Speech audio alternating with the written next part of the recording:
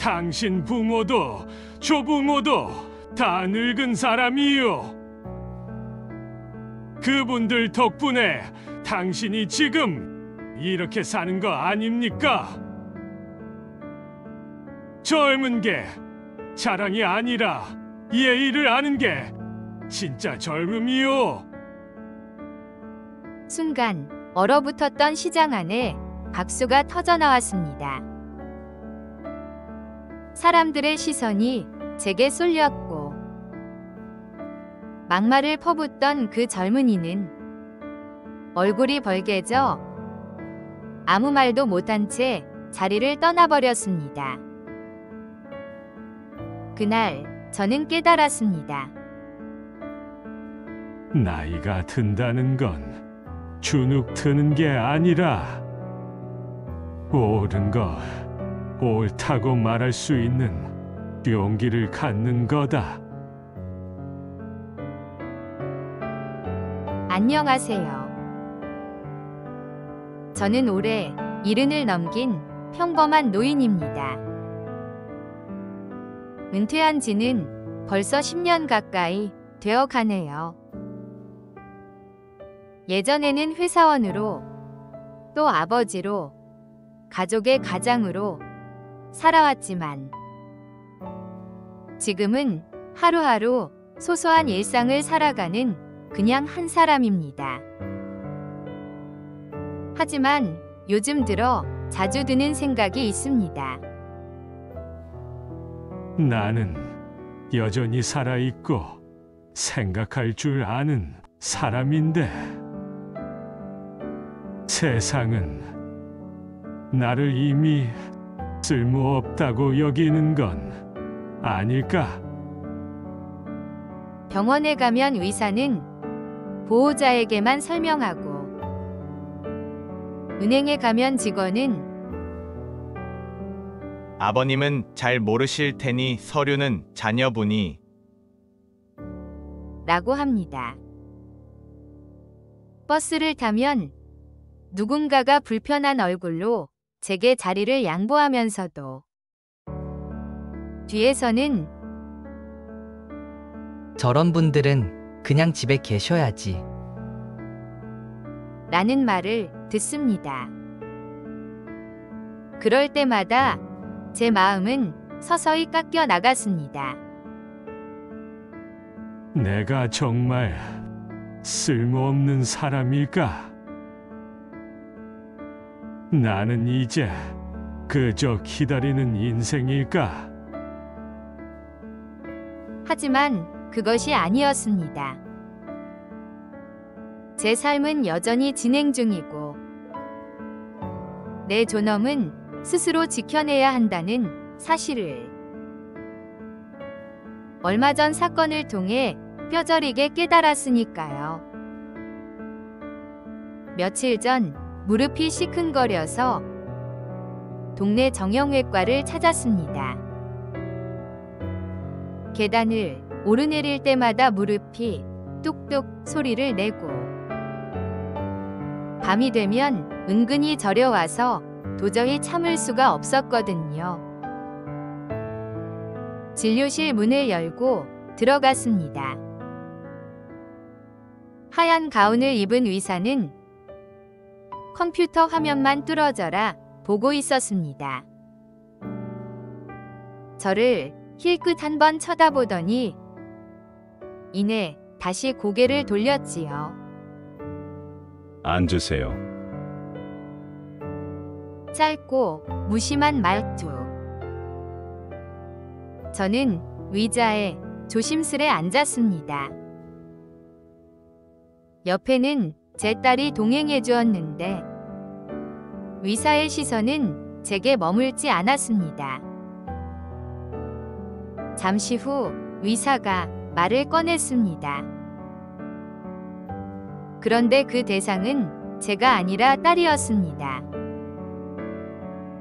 아버님 연세가 있으셔서 제가 자세히 설명드려도 잘 이해 못하실 거예요. 무릎 연골이 많이 닳았고 주사 치료가 필요합니다. 치료 과정은 보호자 분께서 잘 알아두셔야 합니다. 그 순간 저는 제 귀를 의심했습니다. 분명히 저는 의사 앞에 앉아 있습니다. 귀도 잘 들리고 머리도 여전히 멀쩡합니다. 그런데 의사는 제 눈을 한 번도 마주치지 않았습니다.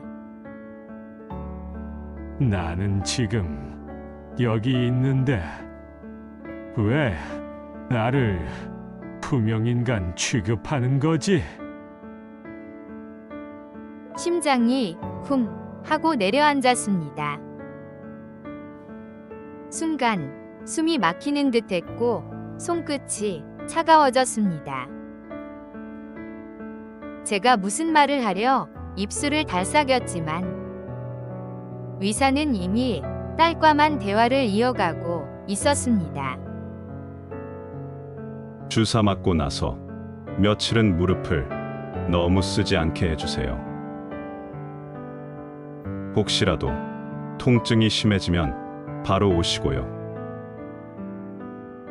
저는 의자에 앉아 마치 관객처럼 그 대화를 듣고 있을 뿐이었습니다.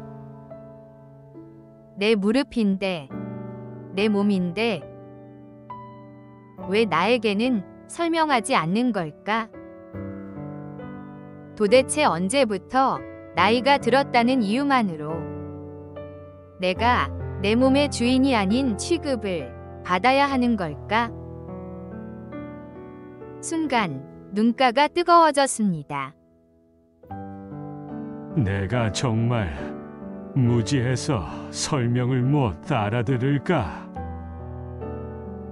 내가 이제는 그냥 보호자에게 떠넘겨야 할 존재일까? 속에서 울분이 차올랐습니다. 하지만 이상하게도 목구멍이 꽉 막혀서 말이 나오지 않았습니다.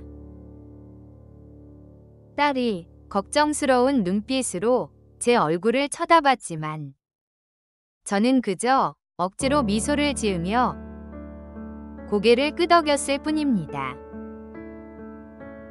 진료실을 나오며 생각했습니다. 아, 이제 나는 사회에서 없는 사람이 되었구나. 의사조차 나를 환자가 아닌 보호받아야 할 노인으로 보는구나. 그날 집에 돌아와 무릎보다 더 아픈 건 제 마음이었습니다. 무릎은 주사로 치료할 수 있겠지만 내 존엄은 무엇으로 치료해야 할까요? 얼마 전 은행에 다녀왔습니다. 오래 쓰던 통장을 정리하고 자동이체 항목을 몇 개 바꾸려는 단순한 일이었습니다. 예전 직장 다닐 때는 매달 수십 건씩 업무용 계좌를 관리했는데 이제는 고작 몇 가지 자동이체를 손보는 게 전부였지요. 번호표를 뽑고 기다리면서 주변을 둘러보니 젊은 직장인들은 휴대폰으로 뱅킹을 척척 해내고 있더군요. 나도 아직은 할 수 있다. 그런 마음으로 서류를 챙기며 제 차례를 기다렸습니다. 드디어 제 번호가 불리고 창구 앞 의자에 앉았습니다. 직원은 반듯한 양복 차림에 또렷한 목소리를 가진 젊은 남자였습니다. 저는 준비해온 통장과 신분증을 내밀며 차근차근 설명했습니다. 이 통장은 해지하고 싶습니다. 그리고 여기 자동이체 항목은 이 계좌로 옮겨주세요. 공과금 납부일도 날짜를 바꾸고 싶습니다. 직원은 잠깐 고개를 끄덕이더니 모니터를 몇 번 두드렸습니다. 그러더니 곧 제 얼굴이 아니라 제 뒤쪽을 흘끗 보더군요. 마치 누군가 동행했을 거라 생각하는 듯 했습니다. 잠시 후 그가 입을 열었습니다. 아버님, 이런 건 조금 복잡합니다. 아드님이나 따님을 데리고 오시는 게 빠르고 안전합니다. 그 순간 제 귀에 쾅 하고 망치 소리가 울린 듯 했습니다. 아드님이나 따님을 데리고 오세요. 내가 지금 이렇게 앉아 있는데 왜 내 자식이 없으면 안 된다는 말인가? 저는 평생 직장에서 자금 결산 보고서를 작성했고 매달 수억 원 단위의 거래를 관리했습니다. 그런데 지금 은행 직원의 눈에는 겨우 몇 가지 자동이체도 못하는 무능력한 노인으로만 보이는 걸까요? 손끝이 덜덜 떨렸습니다. 화가 치밀었지만 목소리가 나오질 않았습니다. 가슴 속에서는 외쳤습니다. 내 돈을 내가 관리하겠다는데 왜 내가 아이에게 의존해야 하지? 나는 아직 멀쩡한 사람이다. 내 삶은 내가 책임지고 싶다. 하지만 그 자리에서 그 말을 뱉을 용기가 나지 않았습니다. 저는 결국 서류를 덥석 챙겨 들고 다음에 오겠습니다. 라는 말만 남기고 창구를 떠났습니다. 문을 나서는데 유리문에 비친 제 모습이 그렇게 작아 보일 수가 없었습니다. 한참 동안 길가 벤치에 앉아 있었지요. 나는 이제 사회에서 혼자서 뭔가를 할 수 없는 존재가 되어버린 걸까? 분노와 서글픔이 한꺼번에 몰려왔습니다. 무릎보다 더 시큰거린 건 제 마음이었습니다. 한 번은 버스를 타고 집에 돌아가던 길이었습니다. 장바구니에 과일과 채소가 가득 들어있어 무겁기도 했고 그날따라 무릎까지 욱신거려서 의자에 앉고 싶었습니다. 버스가 덜컹거리며 출발하자 앞자리에 앉아있던 젊은이가 일어섰습니다. 순간 저는 양보해주는구나 하고 마음이 고마워졌습니다. 그런데 그 젊은이는 친구를 향해 뒤돌아 앉으며 이렇게 말했습니다. 야, 늙으면 그냥 집에 계시지. 왜 나오셔서 힘들게 해? 그 말은 칼처럼 제 귀에 꽂혔습니다. 순간 버스 안소음이 멀어지고 그 한마디만 제 머릿속에서 메아리처럼 반복됐습니다. 늙으면 집에 있어라. 집에 있어라. 제 발끝이 얼어붙은 듯 무거워졌습니다. 앉을 자리가 앞에 있었지만 저는 도저히 앉을 수가 없었습니다. 몸은 서 있었지만 마음은 이미 깊은 바닥으로 꺼져버렸습니다. 내가 정말 잘못한 걸까? 나이가 든 내가 바깥에 나와 돌아다니는 게 이 젊은이들 눈에는 그렇게 불편한 일일까? 창밖을 바라보며 애써 아무렇지 않은 척했습니다. 버스 창문에는 스쳐 지나가는 가로수와 그 뒤로 겹겹이 비친 제 얼굴이 보였습니다. 눈가가 뜨겁게 젖어들었지만 꾹 참았습니다. 주변 사람들도 그 말을 들었을 겁니다. 하지만 아무도 나서지 않았습니다. 그저 정적만이 흘렀습니다. 그 순간 저는 세상에서 철저히 고립된 느낌을 받았습니다. 버스는 계속 흔들리며 달렸고 제 마음속 자존심은 조금씩 깎여 내려갔습니다. 그리고 깨달았습니다. 이런 순간들이 쌓이고 또 쌓이면 언젠가 반드시 제 안에서 무언가 터져버릴 거라는 걸. 친구들과 경로당에 모여 바둑을 두던 날이었습니다. 오랜 세월 함께한 친구들이라 서로의 수를 읽고 장난도 치며 웃곤 했지요. 그런데 어느 순간 대화가 삶의 이야기로 흘러갔습니다. 야, 이젠 뭐 우리 나이에 뭘 하겠냐? 그러게 말이야.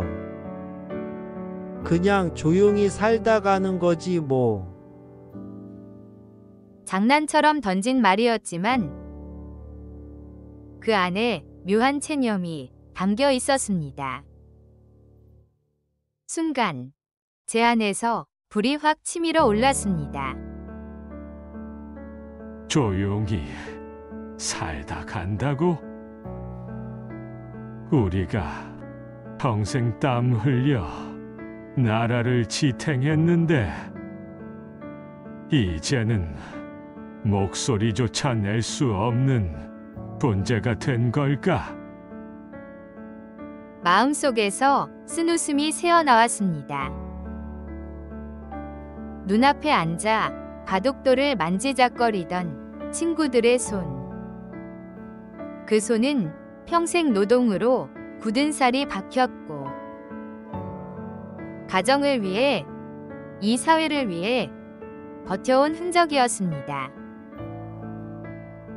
그런데 왜 지금 우리 스스로를 조용히 사라져야 할 존재라고 단정 짓는 걸까? 그날 바둑판 위 흑돌과 백돌은 더 이상 눈에 들어오지 않았습니다.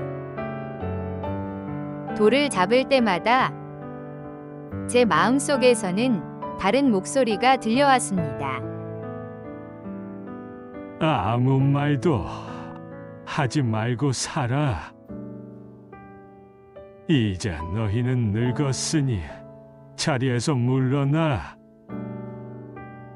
그 목소리는 세상 전체가 제게 내뱉는 소리처럼 느껴졌습니다. 집에 돌아와 방 안에 홀로 앉았습니다. 시계 초침 소리만이 조용히 울려 퍼졌습니다.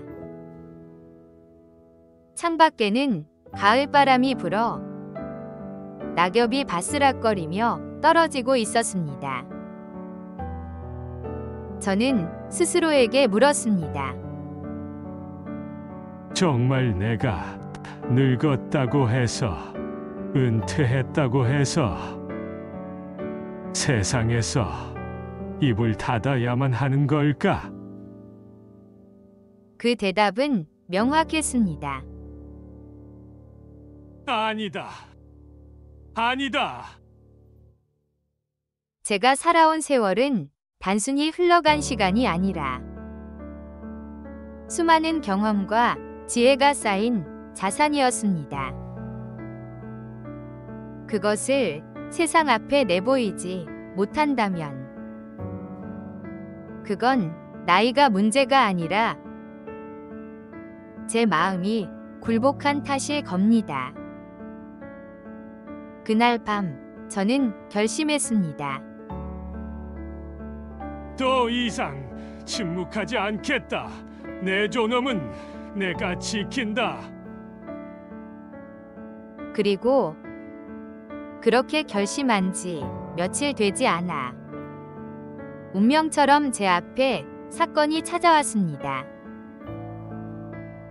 그날은 다른 날과 다르지 않았습니다. 평소처럼 장바구니를 들고 시장을 향했을 뿐인데 그곳에서 제 인생을 뒤흔드는 순간을 마주하게 될 줄은 그때는 상상도 못했습니다. 가을 햇살이 조금 따갑게 내려앉아 있었고 채소 가게 앞에는 파릇한 배추들이 산처럼 쌓여 있었습니다. 아저씨, 오늘 배추 좋아요. 김장거리로 딱이에요. 가게 아주머니의 권유에 웃으며 몇 포기를 고르고 옆 과일 가게에서 사과 몇 알, 배 몇 알을 담았습니다. 장바구니는 금세 묵직해졌습니다. 어깨가 조금 무거워졌지만 마음은 평온했습니다. 그렇게 계산대 줄에 섰을 때였습니다. 제 앞에 있던 젊은 남자가 눈에 들어왔습니다. 머리부터 발끝까지 번듯한 차림이었고 손목에는 번쩍거리는 시계가 빛나고 있었습니다. 하지만 얼굴빛은 거만함으로 가득 차 있었습니다. 빨리 좀 하세요. 시간 없으니까. 그는 성급하게 발을 구르며 점원을 몰아붙였습니다. 계산대에 앉아있던 분은 저보다도 나이가 많아 보이는 아주머니였습니다. 손등에 깊은 주름이 패여 있었고 눈가에는 피곤이 서려 있었습니다. 계산기를 두드리는 손이 자꾸 떨려 물건 바코드를 찍는 속도가 더뎌졌습니다. 젊은이는 불만스러운 표정으로 혀를 차며 눈을 흘겼습니다. 숨소리마저 거칠었습니다. 결제가 끝나자 그는 아주머니를 향해 독하게 쏘아붙였습니다. 아줌마, 서비스업이면 서비스를 제대로 하셔야죠. 늙은 사람이 뭘 한다고 여기서 버티고 계세요? 그 순간 시장 안의 공기가 얼어붙었습니다. 주변 상인들이 손을 멈추고 손님들마저 웅성거리다 입을 닫았습니다.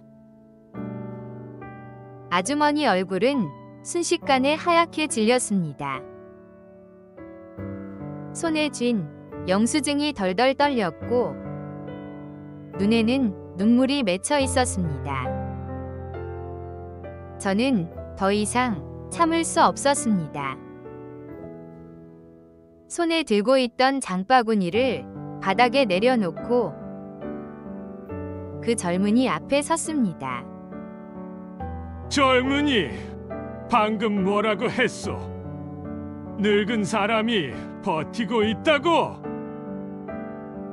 제 목소리는 떨렸지만 단호했습니다. 젊은이는 힐끗 저를 쳐다보더니 비웃듯 말했습니다.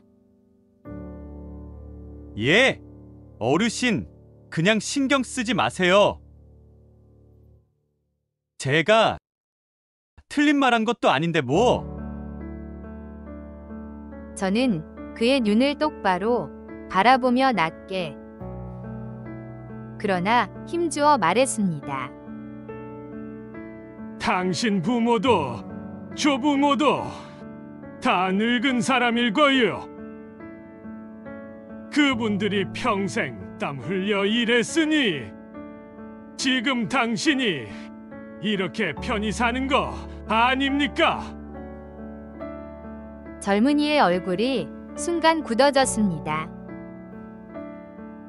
뒷걸음질 치듯 뒤로 물러났습니다. 주변에서 사람들이 웅성거리기 시작했습니다.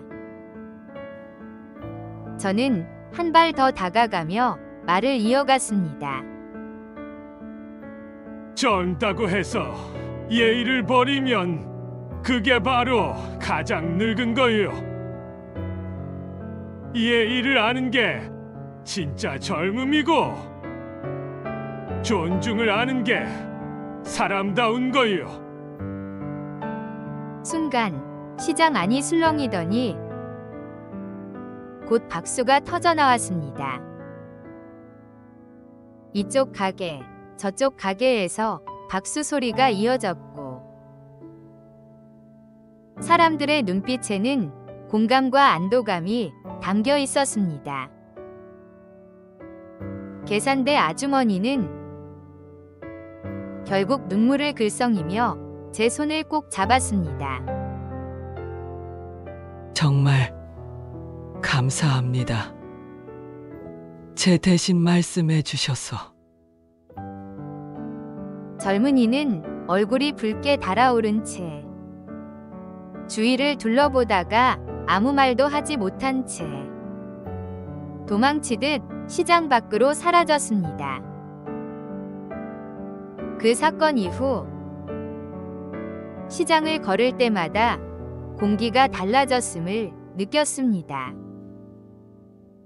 예전에는 장바구니를 들고 무겁게 걸어도 그저 스쳐 지나가던 시선뿐이었는데 이제는 저를 알아본 사람들이 환하게 웃으며 인사를 건넸습니다. 선생님, 그날 속이 다 시원했어요. 어르신 같은 분이 계셔서 우리도 든든합니다. 가끔은 상인들이 과일 하나를 덤으로 쥐어주기도 했습니다. 그 작은 배려들이 제 마음에는 큰 울림이 되었습니다. 며칠 후 집에서 손주들이 스마트폰을 들고 와서 깔깔 웃으며 보여주더군요. 할아버지 여기 봐요. 사람들이 그날 영상을 찍어서 인터넷에 올렸대요. 댓글에 진짜 멋진 어르신, 이런 분이 진짜 어른이다 라고 써 있어요. 저는 처음에는 조금 부끄러웠습니다. 하지만 이어진 손주의 말에 가슴이 뜨거워졌습니다. 할아버지, 진짜 멋있어요. 영웅 같아요. 그 한마디가 제 마음을 울렸습니다. 그동안 쓸모없다는 시선에 주눅 들어있던 제 마음속에서 무언가 뜨겁게 솟구쳐 올랐습니다. 아직 나는 누군가의 존경을 받을 수 있는 존재구나. 친구들과의 모임에서도 분위기가 달라졌습니다. 예전엔 술잔을 기울이며 늘 이런 말을 했습니다. 이제 우리 같은 늙은이들이 뭘 해? 그냥 가만히 있다 가는 거지. 그 말이 나올 때마다 방 안은 금세 적막해졌습니다. 하지만 이번에는 달랐습니다. 사건 이야기가 퍼져 있었던지 친구들이 저를 바라보며 말했습니다. 야, 너가 그날 했던 말, 우리 마음도 똑같았다. 우리도 목소리를 낼 수 있지 않겠나? 세상 앞에서 우리도 당당할 수 있지 않겠나? 그 말에 저는 고개를 끄덕이며 웃었습니다. 예전 같았으면 서로의 노쇠함을 확인하며 체념했을 우리 모임이 이제는 희미하게 남아 새로운 기운으로 채워져 있었습니다. 그날 이후 저는 더욱 확신했습니다. 존엄은 나이가 지켜주는 것이 아니라 스스로 세우는 것이다. 그리고 한 사람이 목소리를 낼 때 그 울림은 주변 사람들에게도 용기를 전해준다는 것을 저는 그날 이후로 분명히 깨달았습니다. 세상이 우리를 무시할 수도 있습니다. 거리에서, 은행에서, 병원에서 누군가는 나이 들었다는 이유 하나만으로 우리를 투명인간 취급할 수도 있습니다. 하지만 중요한 건 그것이 아니었습니다. 진짜 문제는 내 스스로를 무시하는 것이었습니다. 내가 나를 무가치하게 여기고 내가 나를 주눅들게 만들 때 그 순간 존엄은 무너지는 겁니다. 그래서 저는 마음속에 단단히 새겼습니다. 스스로를 무시하지 않는 것이 곧 존엄을 지키는 길이다. 존엄은 나이와 상관없이 존재합니다. 젊다고 해서 저절로 주어지는 것도 아니고 늙었다고 해서 빼앗기는 것도 아닙니다. 존엄은 오직 내가 나 자신을 존중할 때 비로소 세상도 나를 존중하기 시작한다는 것. 그 사실을 온몸으로 느꼈습니다. 이제는 시장을 걸어가도 동네 골목을 산책해도 사람들의 시선이 달라졌음을 느낍니다. 예전엔 무심히 스쳐 지나가던 사람들이 이제는 미소 지으며 고개를 끄덕여 줍니다. 그러나 무엇보다 달라진 건 내 마음이었습니다. 나는 여전히 살아있는 사람이다.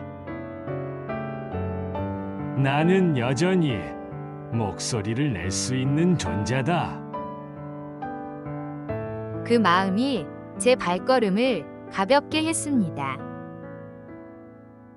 마치 수십 년 전 젊은 시절 당당히 거리를 걸을 때의 기운이 다시 제 안에서 되살아난 것 같았습니다. 그래서 저는 이제 이렇게 말할 수 있습니다. 나이는 숫자에 불과합니다. 중요한 건 나이와 상관없이 내 자존심은 내가 지킨다는 사실이지요.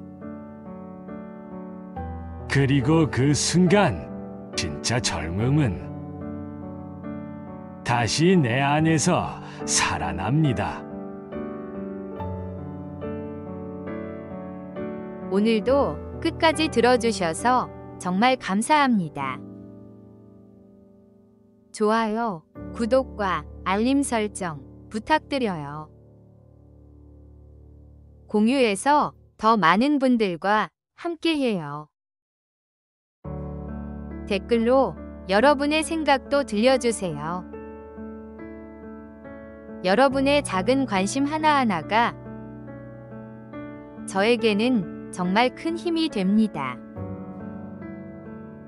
다음 시간에도 더욱 흥미진진한 이야기로 찾아뵙겠습니다. 안녕히 계세요.